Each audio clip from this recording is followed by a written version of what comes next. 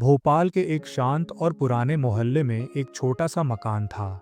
नीची छतें, मिट्टी की खुशबू और दीवारों पर वक्त के निशान। ये वही घर था जहां कभी सुबह सुबह चाय की भाप, हंसी की गूंज और बच्चों के कदमों की खटपट गूंजा करती थी।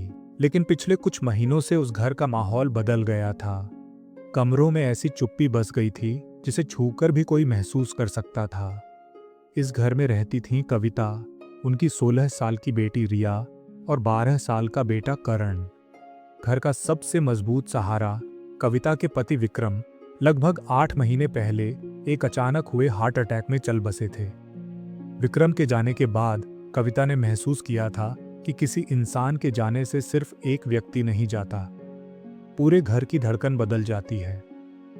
सुबह होने पर भी घर में वह हलचल नहीं होती थी जो कभी सामान्य थी। कविता रसोई में खड़ी चाय बना रही थी, पर उनके हाथों में एक अजीब सी कंपन थी। दो दो नौकरियां कर रही थीं, नींद कम हो गई थी और जिम्मेदारियां बढ़ रही थीं।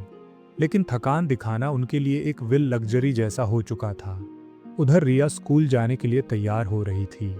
कविता ने आवाज लगाई, रिया, नाश्ता तो कर ले बेटा। रिया ने सुना, पर जैसे अनसुना कर दिया। माँ, देर हो रही है। और वह बस जल्दी से निकल गई। कविता बस उसकी पीठ देखती रह गई।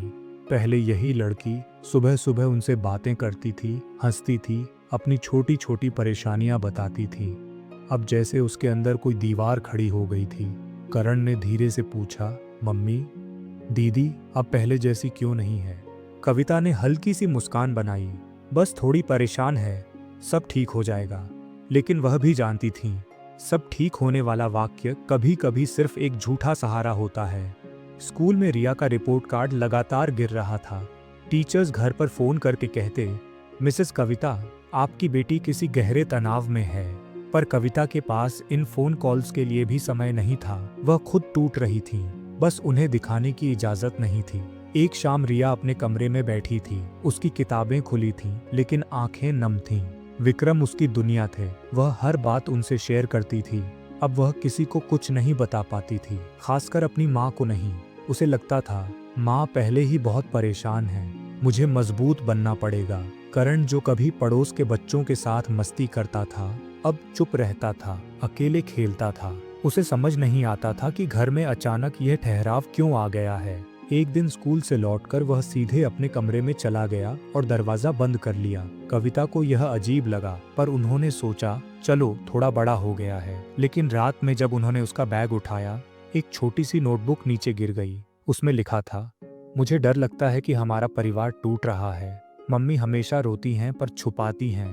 दीदी मुझसे बात नहीं करती। पापा नहीं हैं। क्या मैं भी कमजोर हूँ? कविता की आंखों से आंसू बह निकले। उन्हें पहली बार एहसास हुआ कि वह अकेली नहीं टूट रही थी। बच्चे भी उसी रास्ते पर थे। कुछ दिनों बाद रिया की क्लास टीचर का फोन आया, आपकी बेटी बहुत चुप रहती है, पढ़ाई में पिछड़ रही है, उसे किसी से बात करने की जरूरत है। उस शाम कविता का गुस्सा फट पड़ा। रिया, हर दिन कोई नई शिकायत, आखिर क्या चाहती हो तुम? रिया पहली बार चिल्लाई, माँ, मैं अकेली पड़ गई हूँ, आप समझती ही नहीं। घर की हवा एक पल में भारी हो गई। कविता थककर सोफे पर बैठ गई। उन्हें कोई जवाब नहीं सूझ रहा था। 2 दिन बाद कविता ने एक फैसला किया, वह अब और नहीं भाग सकती। अगर वह नहीं रुकी तो बच्चे बिखर जाएंगे। रविवार की सुबह कविता ने विक्रम की पुरानी तस्वीरों की सफाई की। रिया और करण को बुलाया। तीनों चुपचाप बैठे रहे। पहली बार इतने महीनों में सन्नाटा बोझ नहीं था, बल्कि एक स्वीकारोक्ति थी। कविता बोली, हम तीनों दुख में हैं, लेकिन हम तीनों अलग अलग दुख में हैं। अगर हम बात नहीं करेंगे तो यह घर भी हमारे साथ चुप हो जाएगा। रिया फूट फूट कर रोने लगी। माँ, मैं हर बार पापा को याद करती हूँ और डर जाती हूँ। मुझे लगता था आप और परेशान हो जाएंगी अगर मैं कुछ कहूँ। करण ने धीरे से कहा, मुझे लगता है हम सब अकेले रह गए हैं मम्मी। कविता ने दोनों को गले लगा लिया। सहन शक्ति का मतलब रोना छिपाना नहीं होता। सहन शक्ति का मतलब है हम एक दूसरे का सहारा बने।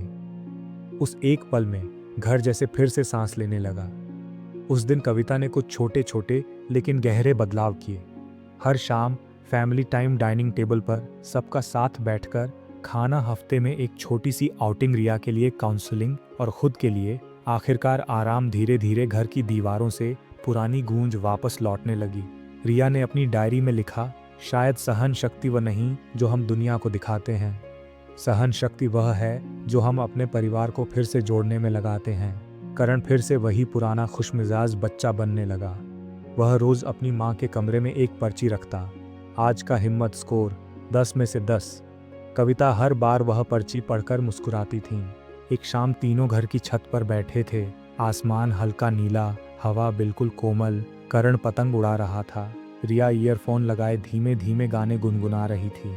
कविता उन्हें देखते हुए हल्के से मुस्कुराई। रिया ने कहा, माँ, पापा हमेशा कहते थे जो गिरकर उठे वही असली मजबूत होता है। लगता है हम तीनों अब उठ रहे हैं। कविता ने आसमान की ओर देखा। शायद कहीं ऊपर विक्रम भी उन्हें देख रहे थे, मुस्कुराते हुए। कुछ चोटें अभी भी थीं, कुछ यादें अभी भी चुभती थीं, पर अब यह परिवार जान चुका था, सहन शक्ति का मतलब अकेले बोझ उठाना नहीं।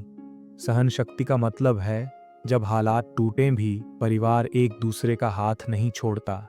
उस रात घर में एक हल्की सी रोशनी थी, उम्मीद की रोशनी, नए आरंभ की रोशनी, परिवार के जुड़ने की रोशनी, और यही उनकी सबसे बड़ी जीत थी।